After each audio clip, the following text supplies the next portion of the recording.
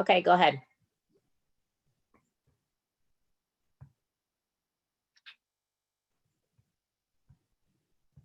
Paul, you're muted.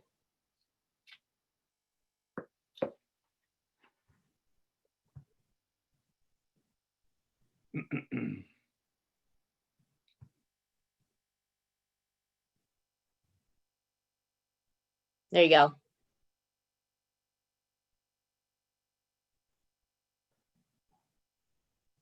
Hi, Jen. Hello. How are you? Good. Go ahead, Paul. You can start. I just hit the All right, we're gonna record. start one more time. A mute button was hit accidentally. Good evening, all. This is the January 20, 2021 Police Commission meeting for the town of New Canaan. Shikaiba, are you on? Yes, I am. Can you hear me? Now I see it. Well, it's the screen's a little far away from where I'm sitting, so I couldn't see you. Now I Gotcha. can- No, I'm here. Thank you. And it is Jim McLaughlin. Yeah. Yes, sorry, I joined a few minutes late. I'm having trouble with my computer, but I've now There you joined. are. Good. All right, so let's open the meeting with the minutes from previous meetings. Anything from any corrections or admissions for the December 16th minutes? Not for me. Yeah, I didn't have any either. I didn't have one either. Okay, motion to approve those. So moved. No, second, Shikema? All those in favor? I, Aye. Aye. What we need to do as a technical matter or a housekeeping matter is we need to put another item on the agenda. So we need to add the election of officers. It's a charter mandate that happens every January. So I need a motion to add that to the agenda. Election of officers for the commission. So moved. Moved. And a second, Shikema? Yes. second, yes. All right, all those in favor? Aye. Aye. All right, so let's get that out of the way. Do we have any nominees for chairman? I would nominate you, Paul Foley, for chair. Oh, thank you. Yes, Thank you. Thanks. All those in favor? Aye. aye. All right, and then for secretary, I would nominate Jim McLaughlin again to serve as another term for a year. Everybody okay with that? Okay with me? Yes. I accept. second. All right, all those in favor? Aye. Aye. That's out of the way. Thank you. Department monthly reports, chief. Sure. First report we have is our budget. So we should be at just shy of 50%. We're at 50.30. So we're right on track, a little bit above budget, but not much that's going to make a difference. We did see some staffing deficiencies in December due to COVID and quarantine that drove a little bit of the costs up. But aside from that, I don't have any concerns. And next week, I'll be presenting the budget to the Board of Selectmen, and our operating budget is at 0.9 increase. So that's certainly pretty conservative. Very good. Next budget is our animal control. That's at 45.70. So that's below budget. So that's in good shape as well. Next item I have is our monthly statistics. I'll just point out some specific incidents. So DUIs to date, 19 versus 23 last year. Family disputes, 48 versus 46. Larcenies from vehicle, 48 versus 32. And last week we did have a larceny from a vehicle. Shotguns were left in a vehicle and they were stolen. And a couple weeks prior, several guns were stolen from another vehicle. So that's a tremendous concern, safety issue of mine. So that's just kind of a report on that. Okay, was the car locked on the shotguns? Or was No, it was unlocked, and that's an open investigation right now. Good. Just can't say too many details about it until we conclude that, but I'm mostly actually reaching out to our state legislators to ask them to amend or change the law related to safe storage of firearms. Right now, it applies only to pistols and revolvers in vehicles. It doesn't apply to rifles and shotguns. So I'm hopeful they'll take that up as a safety issue. Sure. So we'll see what they're able to do with that. Next item I point out is motor vehicle accident property damage, 241 versus 409. So that's a substantial decrease. And motor vehicle accident injuries, 28 versus 47. So both accidents are dramatically down, and I'm certainly attributing that to COVID and many months of much less traffic. So that's a good trend. Hope it continues. Okay. Psychiatric problems, 50 versus 34. That's a pretty significant increase, and I believe it's related in part to all the stress and related issues to the pandemic we're still in. Stolen vehicles, 27 versus 10. So that's a triple increase in stolen vehicles. And I think every community in Fairfield County is seeing a substantial increase in stolen vehicles and thefts from vehicles, but it's one of those crimes that's pretty simple to prevent. Just lock your car, take your keys with you, and it's likely you won't be a victim. That's all I have for statistics. Next report I have is false alarm aging. I continue to work with our CFO to hopefully he'll be able to collect the money. There's roughly $12,000 past due 31 days beyond in false alarm aging. So as we know, the longer you wait, the more difficult it is to collect that money. So hopefully they'll be able to intensify work on that. Extra duty aging is the next report I have, and roughly $100,000 is past due 31 days and over. They've made good progress, but there's certainly more work to do given a pretty substantial amount of money that's over 120 that's due and owing. I know the CFO has been working on that diligently though. Next report I have is our staffing report. Our lost time, approximately 20.85. That's much lower than December 19 and December 18.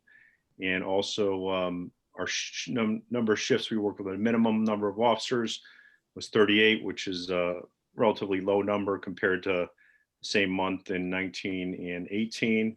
And that's because we're fully staffed. Aside from having a couple of officers performing SRO duties, we're up to full strength and staffing wise in good shape long term. Great. That's all I have for reports. Great. Thank you. You're welcome. Topics for discussion. A is the first one is roadway and sidewalk modification for outdoor dining. This is a continuation from the previous months. I would suggest that we vote on this again and have it renewed at our next meeting, which would be February 17th. I have a motion to approve that. So moved.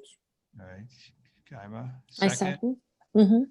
Any discussion on that? And it's more that, you know, the weather's been great. Let's try to help the merchants and the restaurant owners, operators as much as possible here. So I'm in Hey, favor Yeah, of that. I just, not comprehensively, but I've spoken to a few of the restaurateurs and the ones I spoke to said that people are eating outside on Elm and they really do want and need the business. So they're in favor, the ones I spoke to, of keeping it going.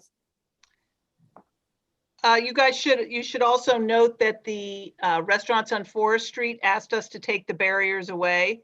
They said that they're not going to be having a lot of outdoor dining. They don't get a lot of direct sunlight there. So the barriers are, we're just talking about Elm Street. Forest Street has been cleared and is back to a normal traffic pattern. Oh, when did that happen? 3 weeks ago. Right? Yeah, right after the new year. That was a Mhm. unanimous request from all of them. And so Tiger was just as happy to have it all go away if they wanted it.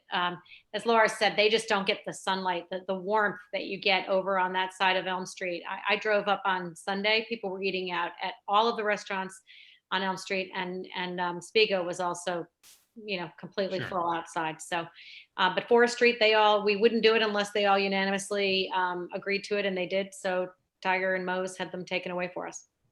Okay, good. All right, so then we'll amend it for Elm and Maine. All right. All those in favor? Aye. Aye. Aye. Okay, that's done. All right, John DeFederico, Silver Heights Development. The truck detour. And Tiger- Right, so we received a request from Eversource to, I guess they need legal traffic authority approval for the detour. They need a letter to submit to the state so they can get their state approval. I believe that's what the requirement is. And it looks like it'll be a detour on Main Street from East Avenue down Locust to Forest Street is going to be the main area of construction work. Tiger, do you know if anyone is here from Eversource that maybe can explain further? The questions that I have are when on the calendar is this work going to be done? How long is it going to take? And if they're going to be doing the work at night or during the day? Yeah, Charlie Francis, he's the project manager from Eversource. He's on the call. Charlie, can you address some of those, or is someone else that, on the call that can take those questions? No, I'm happy to address. Good evening, ladies and gentlemen. My name is Charlie Francis. Excuse my appearance. I'm going to the gym after this. So I want to introduce Justin Cavalier from Burns Construction. He's also on the line. And your first question, sir, we plan to start the project in April when the asphalt plants reopen. And the project will take, I'd say, approximately 3 weeks to go up Locust and then down Main Street to East Avenue. But as we draw closer and I work with Burns Construction, we'll have a more accurate schedule, sir. Okay, so, and you would be doing this at night? Yes, sir. That's part of the thing, yeah. And is it sort of an 8-hour, 10-hour, 12-hour shift? Do you think? I think it's about eight hours, sir. We start around 2100, 9 p.m. and then work through the night until about 5 in the morning, 5 in the morning. Gotcha. Okay. And you've worked around fire departments before with things like this, right? Because that's probably our main concern is Yes. your section of Locust and Maine. Yes, we have. Okay. Yes, we have, and we'll have details to follow with Tiger a couple weeks before we start construction. Okay, so the detour then would be for all. What are you really asking for here? So it's clear in my mind. It's a state requirement. Yeah. And so we just want to be able to, since it's at night, it'll be less of an imposition, but we just want to detour traffic, including trucks, either through or around the construction site, sir. Okay, and then it's back open again during the day? Is that Yes, the idea? that's correct. That's correct. Okay. Yes. Tiger, any other thoughts here? No, not at present. The plan themselves was pretty detailed as far as their traffic management plans. Yep. Throughout. I would just, Charlie, as we get closer, as we're directly in front of the fire department, obviously it's going to be our biggest concern, and just coordinating with them on time of arrival and then leaving would be helpful. Yes, Tiger, is Justin and I plan to schedule a walkthrough with you and include the fire department. We could actually meet at their site to discuss. Yeah, that'd be great, because they could, when we redid the fire department floor, I know we pulled all the trucks out for, a number of days, and I thought they would just park behind it. And Yes, I think there is solutions here, and it's, April, it's, you know, a little warmer and it's hopefully no snow and as long as you're working with them, it's, you know, and coordinating with them, I don't have I don't foresee any real problems here. All right. Yes, sir. We'll advise. Last year for the downtown work, we did advise the businesses of our construction activities at night. So we'll do the same thing, and especially meeting with the firehouse.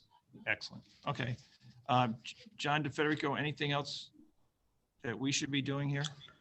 I just want to make sure that we're not doing this at the same time that the Route 123 bridge closure is going on. I think having those both go on, even though this work is at night, I think having them both at the same time might be a little too much for people to handle, but you know, we'll have to see when we get closer to that.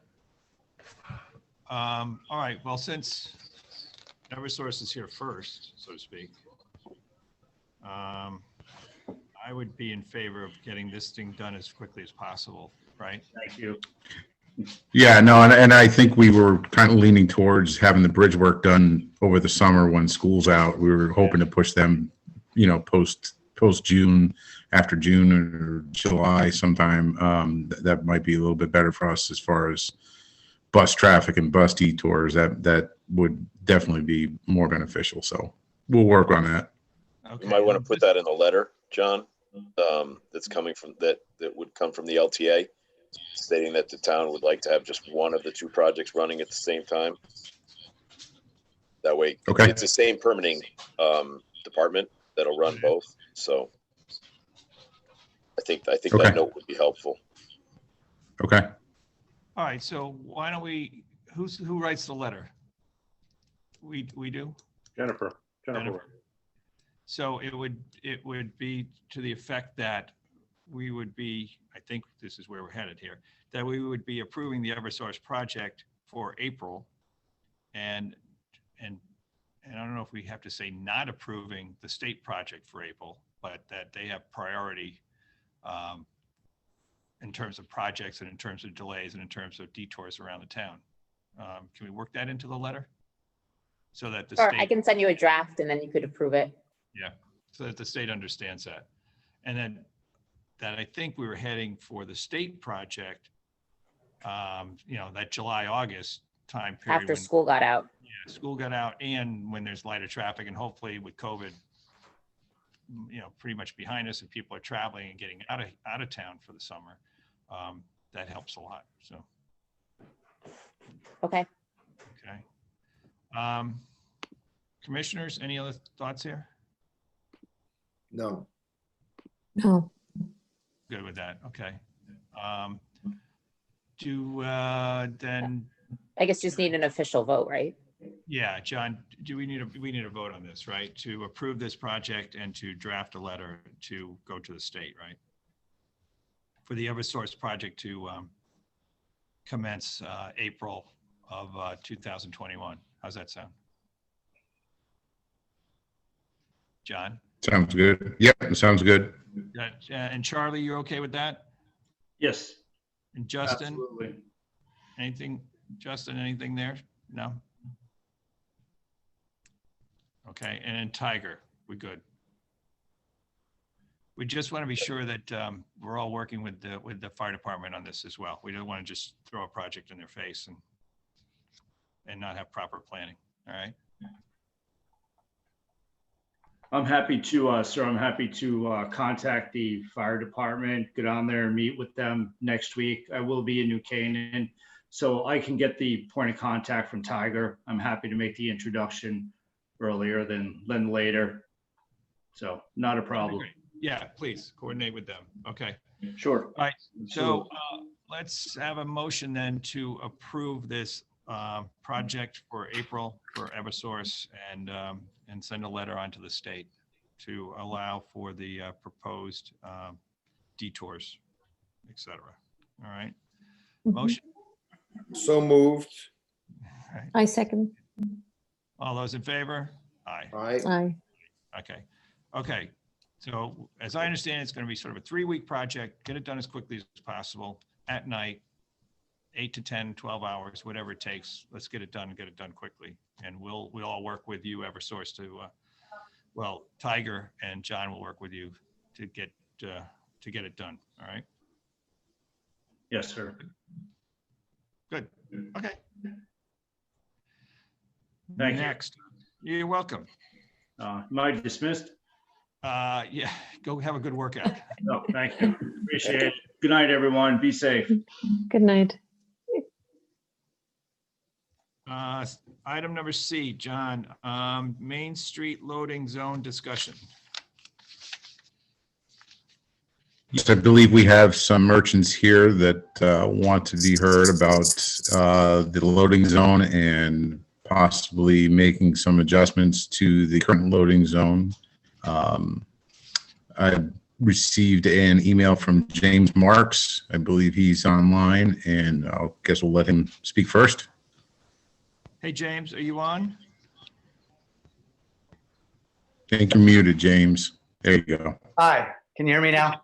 Hey, James, now we see you. Yeah. Hi. Welcome. Thank you. Nice to meet all of you. I took over what was Organic, a restaurant back in November. We have 4 parking spaces in front of the restaurant that are closed for the loading zone between 7 and 11 in the morning, 7 days a week. After those parking spaces, there's a fire hydrant and a handicap space. My business opens at 8 a.m. and I believe it has since Organic opened 2 years ago. We serve breakfast, and I've begun a new coffee brand that's very popular. It's Jack Stirrbrew coffee. I'm trying to get customers to come and have breakfast and have coffee to keep a viable business. The problem is customers come and they park. I know there are signs. They get tickets. And I don't think they want to come back after that happens. This time of year, you get in your car, you want to have coffee and get breakfast, you go somewhere where you can park your car. You'll go to Zoombox, you'll go to Connecticut Muffin, you'll go elsewhere. I find that the loading zone is underutilized. My own vendors, Baldor is a big restaurant delivery company. They come at between 7 and 8 in the morning. They always park across the street. And the reason is they turn on east to go to Forest, where they'll park to unload for the other restaurants on Forest Street. I have one vendor, Ace Natural, that does use the loading zone, but they come before 8 o'clock. I've noticed a few FedEx and UPS trucks. Other than that, I haven't seen anybody loading there. I have customers who come in all the time. I have to warn them. I tell them to go move their cars. If it's after 9 a.m., they'll get a ticket pretty fast. And it puts a stigma on my restaurant, I believe. Okay.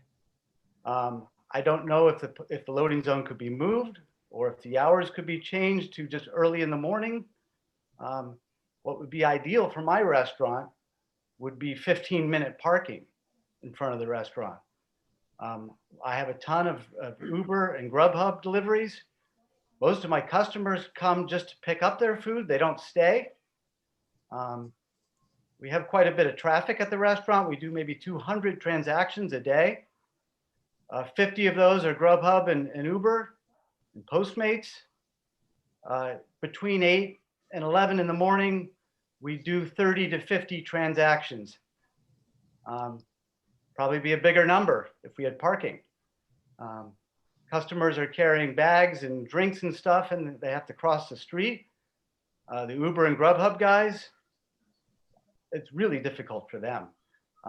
They've gotten tickets. I've reached into the cash register and paid them for the tickets because they can't afford that $30 ticket. I mean, basically, I'm selling a $33 cup of coffee, $3 for the coffee, $30 for the ticket. Right. It's tough.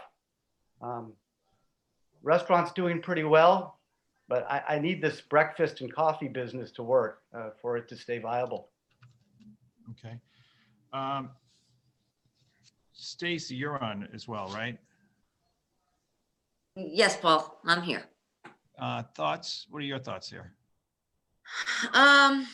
Well, it has been a loading zone, for many, many years. One of the first loading zones there. I know this has been a discussion in the past. One of our suggestions has been to make that a loading zone from 9 to 3. So just to make it clear that it's a loading zone now I know James might not. That would be much This worse. is going against, right, what he's suggesting. But, after speaking with my staff, it is the best area on that street to be a loading zone because it's wide enough for trucks to park and everything. I understand and I feel for him and I know the situation. Unfortunately, I'm not sure of what direction to go in. I think it's needed, but unfortunately, trucks don't utilize it because there's always cars there. That's the problem. I will tell you that if we see somebody in the car, we will ask them to move. It's not like they stand out there, they wait for somebody to park, but if there's nobody in the car, they will give them a few minutes to get back out, but we just can't let the car sit there. Okay, is there a loading zone across the street as well by where the old bank was? Not any longer. That was taken away a few years back. That was another discussion we had. I think the parking commission had brought that up because a lot of people were getting tickets in that area. And I think 2 reasons why you guys decided to make it parking again was, one, because it wasn't utilized, because a lot of times the trucks are coming from the south end of town, so they're not going to go around the street and then park heading back down south. They're coming from south, they will just park on the main street, the main street, James's side of the street, because that's the way. They're not going to go around the block and utilize that. And I just think you guys felt that it was underutilized, too many people getting tickets, and it wasn't a good place for a loading zone. So it was taken away several years ago, maybe about 2. Okay, and So it's no longer there. And then they used to park going down east on the right side as well. That's not But that's not a loading zone. And the reason you had made the loading zone in front of Tolly was because there was a business on East Avenue where the trucks would park illegally and it would block their business. Right. And plus it was just dangerous parking there anyway. Right. What about in front of the mattress place on East? I saw a truck there today. I took a picture of him. He was there unloading. Yeah, I don't know. That's on the other side of the street. That's Yeah. on the restaurant side of the street. So that might be a better location for unloading for those restaurants in Forest. You mean put a loading zone on East Avenue by the mattress Yeah, in place? front of the mattress. Yeah. That would But be it's pretty much narrow a there. travel lane. Yeah, that people would have to go around into the other side of into the ongoing side of traffic to get around them. It's not wide enough for a loading zone on East Avenue by the mattress place. Okay, and John Federico, your thoughts? I think we need to be very careful about moving loading zones and changing parking based on what business it may be in front of. I think that's sort of a fool's errand. If we start doing that, in 6 months, there could be a different business there that doesn't open until 11 a.m. That has been a loading zone for a long time. As long as I can remember, it is the most effective spot because it is the widest area. It does allow for trucks to pull in and out. Perhaps the signage needs to be improved. Perhaps we can look at it and perhaps adjust some of the time, like Stacy said, to make it more clear. But we do have problems with trucks parking, like you mentioned on East Avenue in front of the nail salon, that basically blocked that business, shut that business down, had exhaust pumping into their store. that was very problematic and very dangerous because it was on the corner there. So we can't go to these trucks, delivery truck drivers, and say you can't park here and then not provide them a loading zone. And if we move the loading zone somewhere else, we're just moving that problem into another, in front of another business. You know, while I do sympathize with Mr. Marks, you know, perhaps, you know, some of the solution has to come from him as far as maybe doing some curbside pickup that would alleviate some things, educate his customers. When Grubhub pulls up, do some curbside pickup for them. And also, you know, there's 3 or 4 spots in front of his store, but at 7 a.m., it's not that difficult to find a parking spot downtown. So there isn't as if there's no parking down there. It's just those spots right in front of his store is a loading zone, but there's certainly ample parking downtown, on-street parking at that hour. So it's just a matter of maybe training his customer base a little bit better. Well, who is loading there? For other than my restaurant, what trucks are unloading and where are the goods going? That's what I don't understand.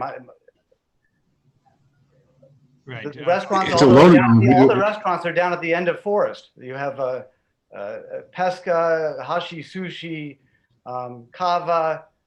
No truck is going to park there and take all the goods down the steep hill and down. Well, the trucks parked right in front of the nail salon, and I'm sure that owner can attest to that right there on that corner at East Avenue, trucks parked there all day, every day when they were not being ticketed and ushered out of there. So there is a need for a loading zone downtown.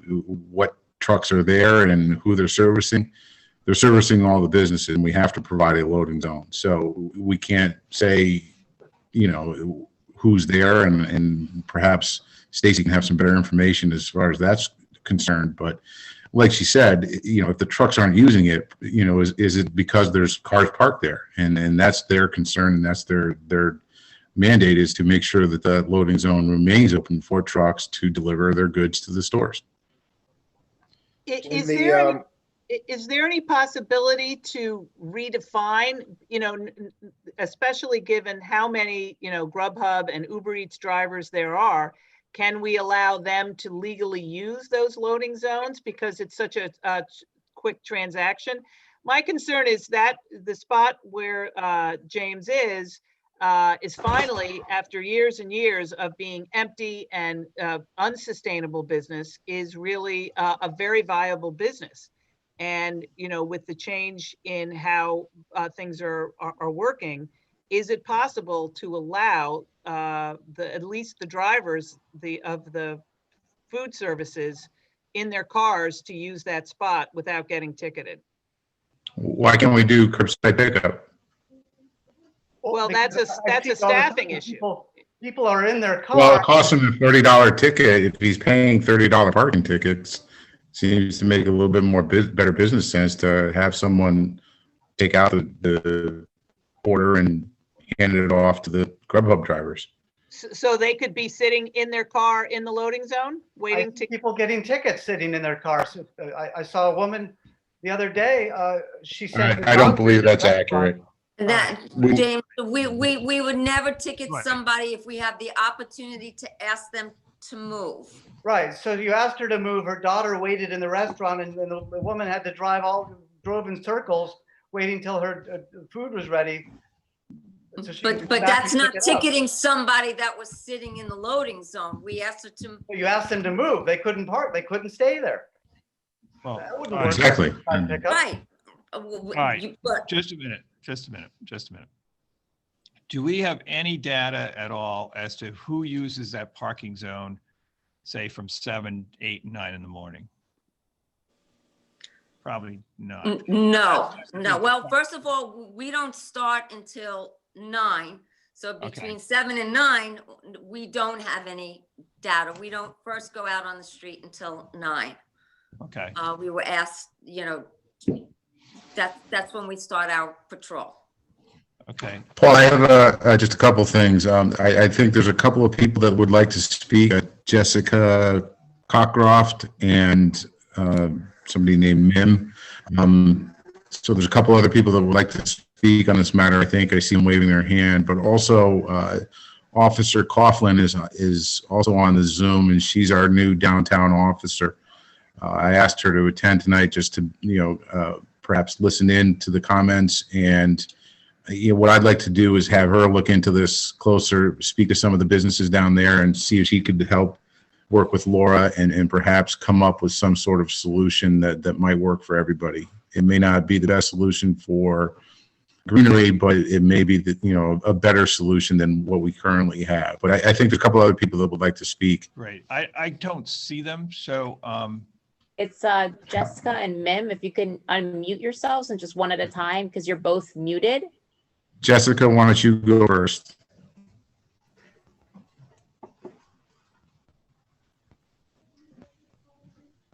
Can you guys hear me? Yeah. now- Yes. Oh, yeah, yeah, sorry, I didn't realize I muted. Sorry. I'm on the second floor from a 96 second floor, and I have been in New Canaan for 2 years. I'm Okay. pretty much here to support James' idea. Whether it's only that space doesn't interfere us. Okay, I just want to, so something it's not, but I have noticed, I'm noticing it's not being utilized so much of it with the trucks all the time. Right, those 4 spa loading zones. That's all I want to say.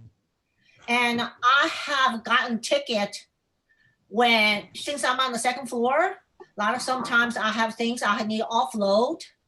And I park there, my office girls, they all coming down, reloading stuff. I have gotten ticket. I think Stacy can spoke for that.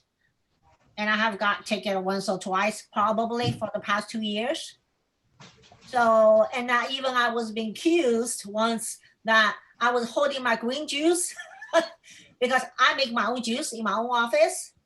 And I was accused, being shouting out, say, "You're not supposed to park here. I saw you went inside to get your green juice." No, I said, no, I didn't go inside green juice place. I just came from my second floor myself. Okay. So, yeah, but anyway, I don't see a lot of trucks there being utilized during the loading zones. And again, I'm on the second floor, so I'm here tonight to support James' idea. Okay, thank you. Okay, thank you, Who everyone. else? Thank you, Jessica. Who else is out there? There's a gentleman named Mim, and he's muted. Mim, if you can unmute yourself. Okay. Can you There hear you me? go. Yeah, we we can can hear hear you in. Although see. it says Mim, my name is Henry Hofflick. I am the trustee of the trust that owns the building at 96 Main Street, the building that James' restaurant is in. Although the loading zone has been there for, it seems like forever, it's only recently that the space has been converted to accommodate restaurants. Prior to that, it was an office space for many years, and then it was a space that was retail. And retail did not start as early as the restaurant businesses did. So this has only become a problem in the last few years. It has not been an ongoing problem. Secondly, a question that I have, is it necessary for the loading zone to be 4 parking spaces, as James says it is? More and more delivery trucks, you see the Amazon trucks and such are much more compact, and maybe 2 or 3 spaces would be sufficient. The other comment that I would like to make, James had pointed out that past the 4 loading zone spaces is a fire hydrant, which of course is no parking, and then a handicap space. Perhaps the handicap space could be moved further down the street and not as close to the loading zone space. I know that we still need handicap spaces. I use them myself. But to have it so close to a no parking zone, you've got a whole area where people just cannot park. That's all that I have to add to this. Thank you, Henry. Now, is the problem mostly then between 9 AM and 11 AM? Because what happens after 11 AM? Stacy, is it regular parking after that? Yes, it starts 2-hour parking at 11 o'clock. So And you don't ticket until 9. So it seems as though the problem is between 9 and between 11. 9 and 11. Okay. Yep. Well, but my customers won't park at 8. If the sign says 8 o'clock, nobody's gonna, if they're following. And you the start at sign. 8 Oh, o'clock, right. James? Yeah, yeah, I open yeah, at 8 yeah. o'clock, yes. I got you. All right. And I think Casey is on from Stretch Lab. They open at 8 AM as well. They're just down the street from me. Yeah, I can only echo what James says. The loading zone is definitely underutilized. I very, very rarely see trucks out there. Unlike James, my customers actually walk back in and cancel their memberships. So I see them live. Parking is a huge issue down there for us. So, even those few hours is 6 of my customers if they come in for a half-hour appointment. Those are popular time slots that people are only going to continue to choose if they can park and get to their appointment on time. When, you charge for a 25-minute appointment, if they can't find a parking spot and end up taking 7 minutes of their 25-minute appointment, it's not a sustainable business for me to be able to continue to have our clients and they're not able to find parking, so they just go elsewhere. There are competition. We have competition in the area that's close enough that they could just go somewhere else. Okay. And what time is that, Casey? We Same- open at 7, but same as James, just during that loading zone. But I can't And imagine that there's even a if lot the of people parking on parking on Yeah. Main Street at 7 in the morning. I mean, on both sides of the street. It just doesn't, I don't. Well, there just is no parking on our side of the street at 8 in the morning. It's the 4 parking, the loading zone, and then the fire hydrant, and then the handicap. So there just is no parking on our side of the street. Yeah, but how about going up a little bit further towards the other restaurant, towards the fire department? Well, it ends with the handicap. Yeah. In front of Ching's Table, you have the fire station next. There's probably 2 stations. Yeah, it's not two- a lot two of parking at all. How many, Okay, how many parking spaces are there between the handicap spot and the fire I'm going to station? say at least 5, maybe more. And how about on the other side of the street? The whole street is The whole open. street is open, right? Paul, I'm looking at Google Maps now. Between the handicap spot and the firehouse, there's got to be at least 5, right? at least probably 8, 10. Yeah, Okay. That's what I. Yeah, there's multiple spots there. That's not an issue there. What we're talking about is from the handicap spot to East Avenue. And again, I just want to reiterate, I'd like to have Officer Coughlin take a look at this and see if we can, as suggested, maybe convert it from, the loading zone from those 4 spots and maybe open up 1 or push the loading zone further to the corner of Forest. Yeah. Problem is we have crosswalks that we have to contend with and we can't block crosswalks. So, we have to be cognizant of that, and we know, what crosswalks, we have to contend with crosswalks. So, there are 2 crosswalks, one that go across East Ave and one that goes across Main Street that end right at the southernmost parking spot. So if we have to adhere to the 25-foot rule, that's going to consume most of that loading zone anyway. So this is we have to be careful what we wish for here. Okay. Officer Coughlin, are you on? So maybe muted. All right. And we've never done sort of a mixed use. Well, it is mixed use. It is mixed use. But for a 15-minute parking, I'm just trying to, kind of think a little When bit. when the post office was temporarily there. Oh, that's there right, was- right. If you remember, there was a 15-minute parking. It kind of worked a little bit, but Again, people were confused. What part was 15 minutes? What do they mean? Where's the loading zone? When did the 15 minutes start? When did the 2 hours start? It was a lot. But at one point there was, when the post office was there. Officer Coughlin is on if you need her, Paul. Yeah, Officer Coughlin, you're downtown. What are your thoughts here? Hi, I apologize. My privacy settings are off on mute. But I did meet with James and we spoke briefly when he first brought up this issue.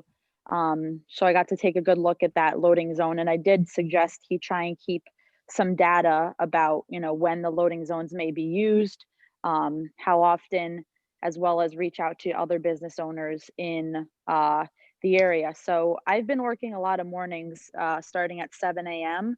And I will say it's busier than people think. There is a lot of coming and going. So, depending on which business, it may be, someone parking for just 5 minutes to get coffee. Yeah. But like Stretch Lab mentioned, if they have an appointment, some of those spaces are taken up for a longer period of time. So I think that's something I could definitely pay more attention to in the mornings and try and get a better feel for how many spots are used.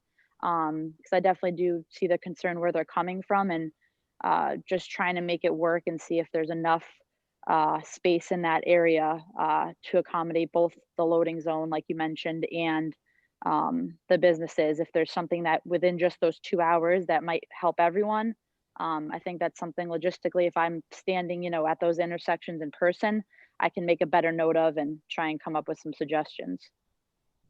Okay, I think that's a good start. And Stacy did remind me of a few years ago when the post office was there. I guess we still had the loading zone, but we also had sort of 15-minute in and out. Yes, there was a little area. 15 minute, minute. like all the time. It was like all day. Yes, yes. Yeah. Because the post office was there. People were going in and out of that. It was just very clunky, but it's that's what we had to do. I think then. 1, 2, 2, 5, 3. Okay. Commissioners, other thoughts here? Paul, I think, we definitely need to have some kind of a data collecting, because obviously we want to accommodate the businesses because we want them to stay in town. We don't want any more empty storefronts. So if we can do something in terms of maybe, maybe giving an extra hour in the morning, if the business opens in the morning, then maybe from 8 a.m. on, it could be from 8 to 11. It could be where people park for 15 minutes, grab their coffee, grab their whatever drink and go. That could be helpful. So I think, anyway, that's just my thought. I feel like there needs to be more data here collected, and thank you for Officer Coughlin for noticing that and making,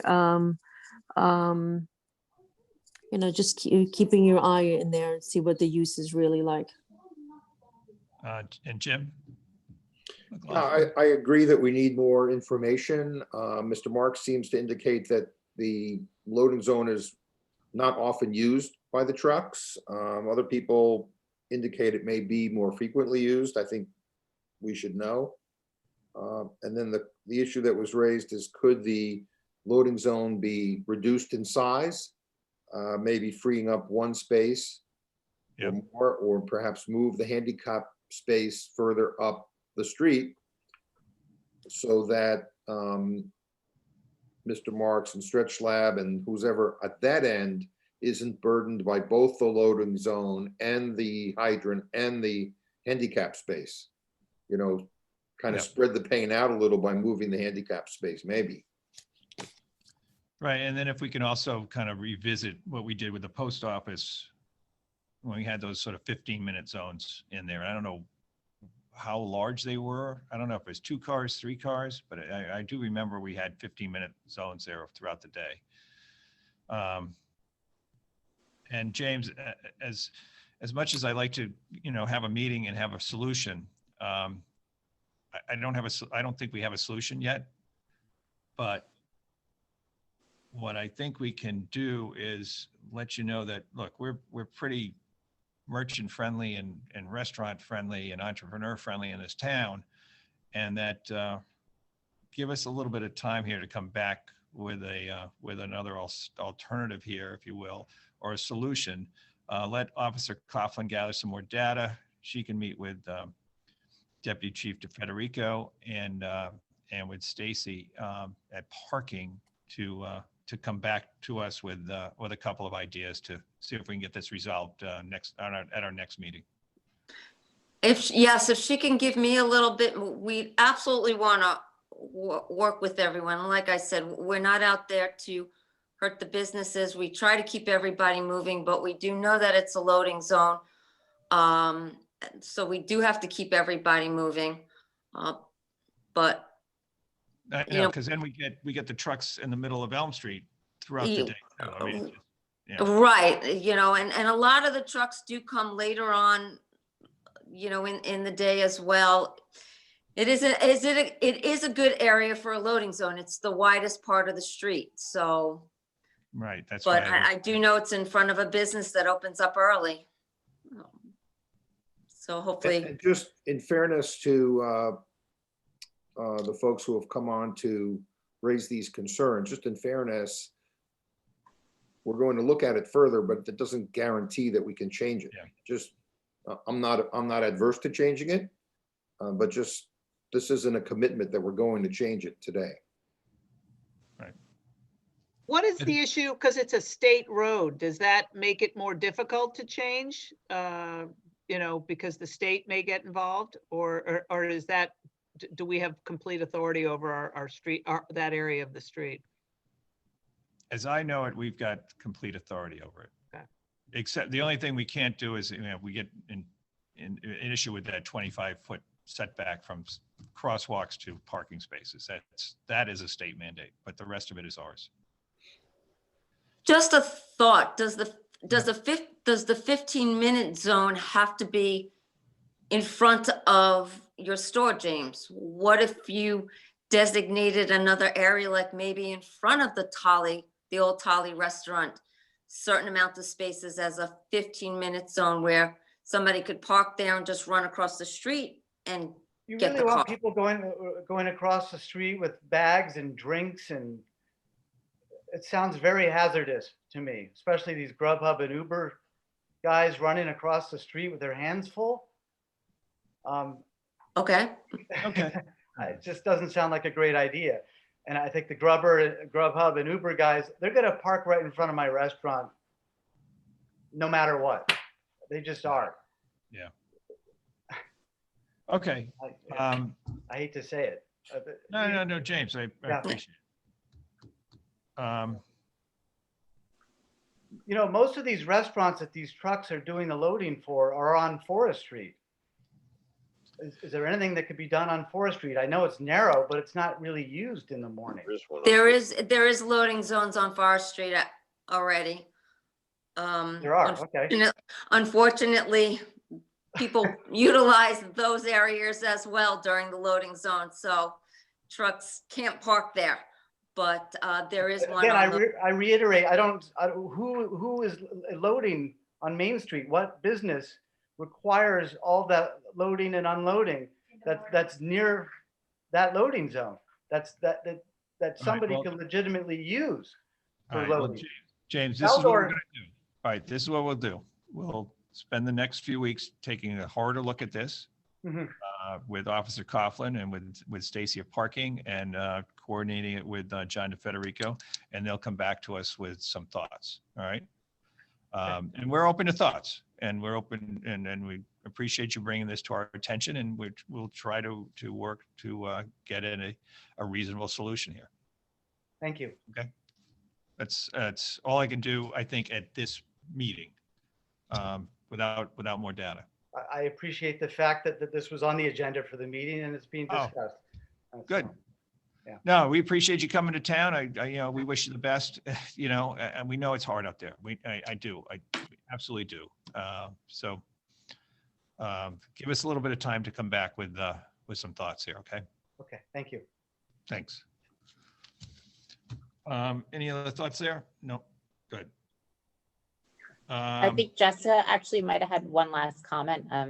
Okay, gonna see if she Jessica? can unmute. Okay, Jessica? You're muted, Jessica. Okay, maybe not. She's gone. Okay. All right. Item number D, building renovation update. So good. Chief, go ahead. Yeah, great news. Committee met again, I think it was earlier this week or last week. Yeah, the 14th, yeah. And making progress today. A number of committee members toured Bethel Police Department and Newtown Police Department. Great to get a visual of what's possible. So certainly excited by the progress, moving forward, and looking forward to making some decisions and watching the first shovel go into the ground sooner rather than later. Right. Don't buy the ribbon yet for the. I've had it for 5 years. It's a little afraid. It's good. We may need new ribbon. We're gonna pull it out of the closet. Okay. No, and even, and Kevin, our first selectman was involved in both meetings as well. So he got a good tour, and he's gathering his information and getting a better base of understanding as to what our needs are and what other people have done and other departments have done to address those needs. So that's progressing along. Our next meeting is, we've got some subcommittee meetings going on behind the scenes, and then we'll have our next meeting on the 14th of February. Right. We have a standing monthly meeting now. So progress is being made. Yes. Good. Okay. And then Chief, letters of appreciation. Sure. The first letter I have there is from Lieutenant DeFelice to Sergeant Romano and Officer Oakes related to an investigation they did for bicycle thefts. You may recall back in June and July, there was multiple bicycles stolen from driveways. The investigation determined that a gentleman named Mr. Velasquez was coming into town, taking the bicycles, and soon after they would end up on Craigslist, and was also involved in thefts in Westport and other communities. And ultimately he was charged by warrant with burglary second, 3 counts, burglary third, 3 counts, criminal trespass third, larceny third, 2 counts, larceny fourth, fifth, sixth, and he was held on a $170,000 bond. So it's certainly great work by the officers, and hopefully this gentleman won't come back and start stealing our bicycles again. Well, he was a bike salesman, but didn't own the bikes, I guess. Right, exactly. Good salesman, but lousy purchaser. Good initiative, poor judgment, I guess. Yes. You want to call it. And great job by our officers. I mean, that's just terrific. No doubt. And It's that's just, a multi-town problem solved. Exactly. Excellent. Next note is from our fire commissioner, Jack Horner. He stopped by headquarters for one of our officers, Officer Clark, to help him with a verification of a VIN. And he states she was polite, friendly, and efficient. She should be commended for the great face she put forward to a member of the public and how well she represents our department. So thanks to Officer Clark for how she touched Commissioner Horner's day and made him feel special and well served. So great work by her. And thanks to Jack Horner for thanking us. Thank you. And next item I have, which isn't on the agenda or in the packet, but just want to call special attention to our animal control officer, Allison Hom. Today I learned that a decision came down that the town now has full custody of the puppies, and also will be reimbursed for a majority of the cost, if not all the costs related to caring for them. So great work there. It can be appealed, but a pretty comprehensive decision was handed down today, and the town now has custody subject to a 20-day appeal period that will become permanent unless it gets appealed. So great work by her in that investigation and getting those dogs eventually into homes that will care and love for them. How many puppies does the town have custody of now?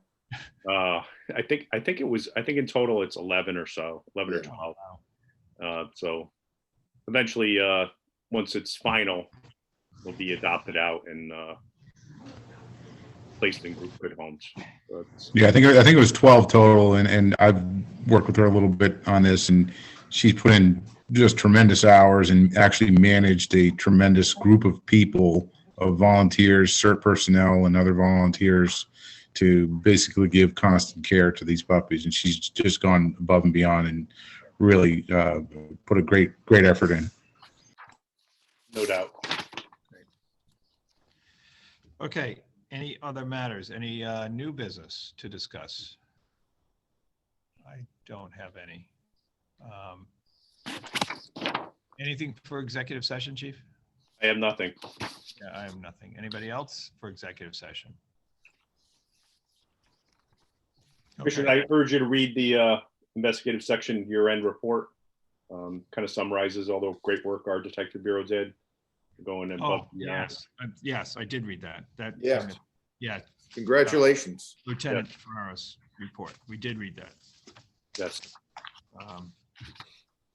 And we have some ongoing investigations we can't discuss details of yet, but there'll be good progress in that regard, and there'll be some forthcoming arrests, so related to some crimes that have happened in the past. Excellent.